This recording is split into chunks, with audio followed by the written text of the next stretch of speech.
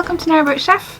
Today I'm going to make a vanilla panna cotta with a mixed berry compote to go with it. I've decided to make panna cotta for this particular vlog because it is coming up to Valentine's Day, and if you watched the risotto vlog, I made Ryan cook on his birthday and he asked for panna cotta for his dessert. Now I didn't make him panna cotta for his birthday dessert, so I thought I'd make it for him for Valentine's Day. It's a really easy dessert to make, so perhaps you can surprise your special someone or just somebody random with it as well.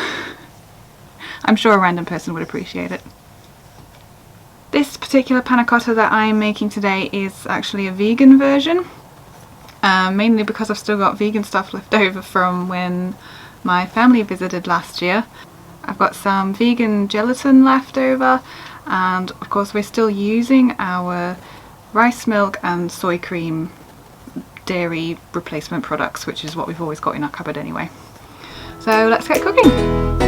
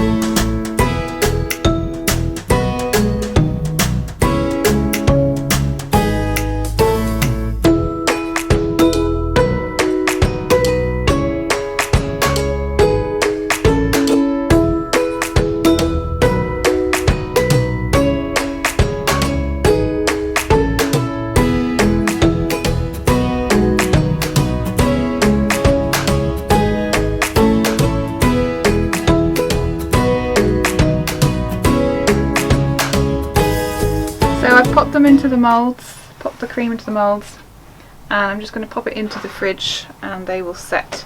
You need to give them at least 3 hours to fully set. Hello dog. No, not for you. But we'll probably leave them overnight. So my panna cottas are in the fridge setting. I'm going to start making the berry compote now because that's going to be served cold as well, so that can go into the fridge and be ready for tomorrow as well. I'm just using some frozen berries that we've just kind of collected as they were cheap, and we've just tossed them in the freezer in a plastic Ziploc bag. And frozen berries are really perfect for a compote, so it's just a bit of sugar and the berries.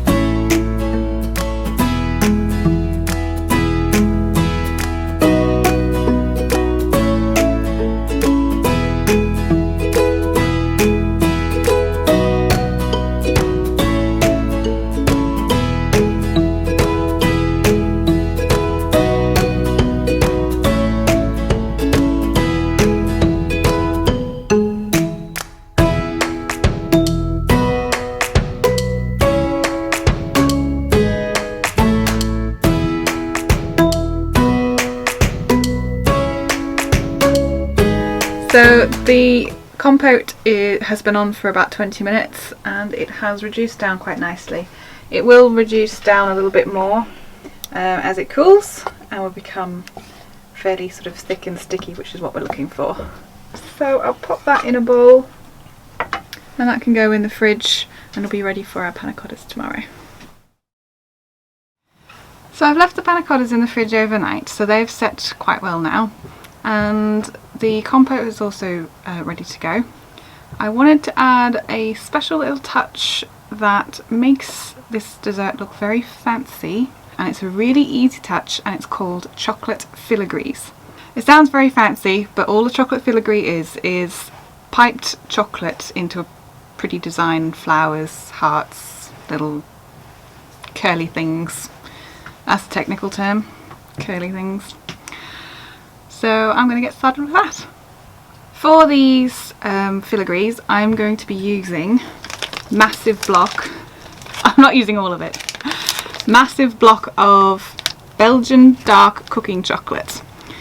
Now I'm quite lucky because I have a supplier from my days when I was an exchange student in Belgium, and my Belgian host family keeps me supplied with decent Belgian chocolate. If you don't have a Belgian family though, then you can just use normal cooking chocolate. So I've just chopped up the chocolate just to make it easier to melt basically, and I'm going to pop it into a glass bowl on top of a pot of boiling water. When you're doing this, just make sure that you have a pot that is smaller than your bowl, because you don't want moisture getting into the chocolate, it just kind of ruins it.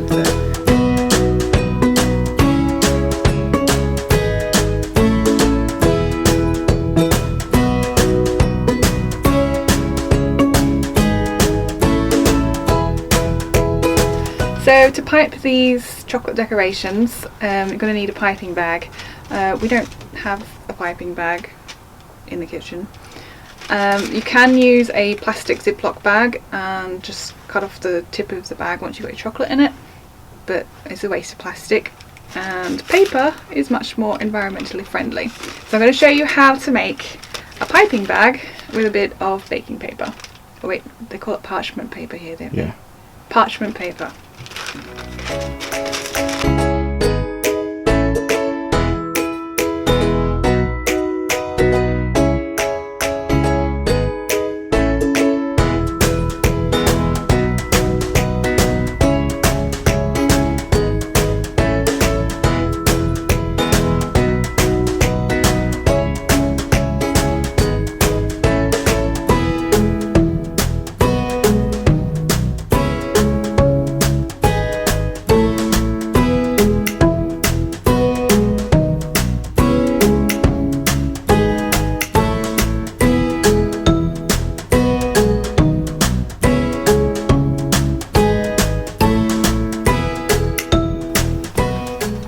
So if my hands looked a little bit manly there, yeah, I had to get Ryan to do it because my attempt failed.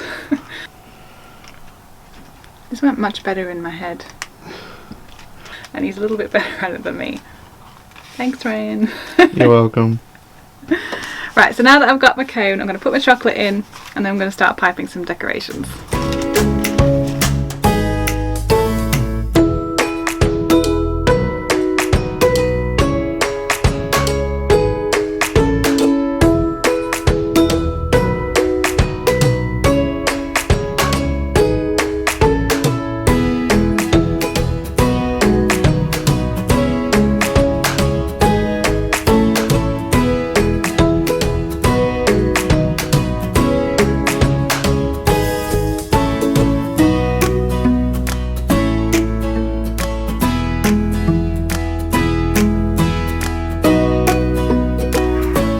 So we've both had a bit of fun piping out some designs and practicing.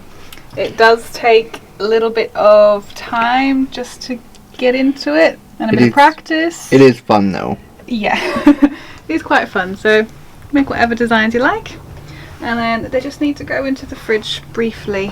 It only takes them a few minutes to set because they're quite thin.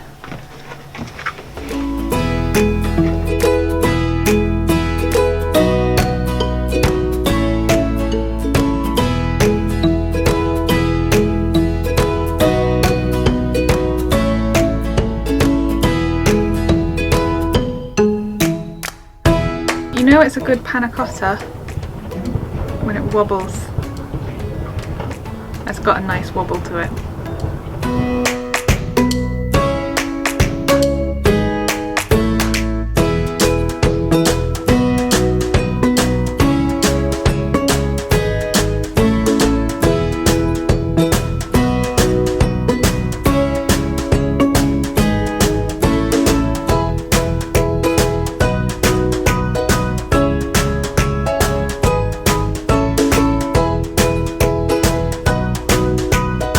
There you have it, that's my panna cotta. Very simple and easy to make, and pretty sure it is going to impress whoever you present it to. And I'm going to go present it now to Ryan, because I did promise him. if you want the recipe for this, just check the description down below. I have linked it there, and that will take you to our website, which has all of our recipes on it. And as always, if you've enjoyed the video, please give it a like and subscribe to the channel. Until next time, bye! Here you go, my love. Thank you, my love. Happy Valentine's Day. It's not Valentine's Day yet, technically. Happy early Valentine's Day. So jiggly.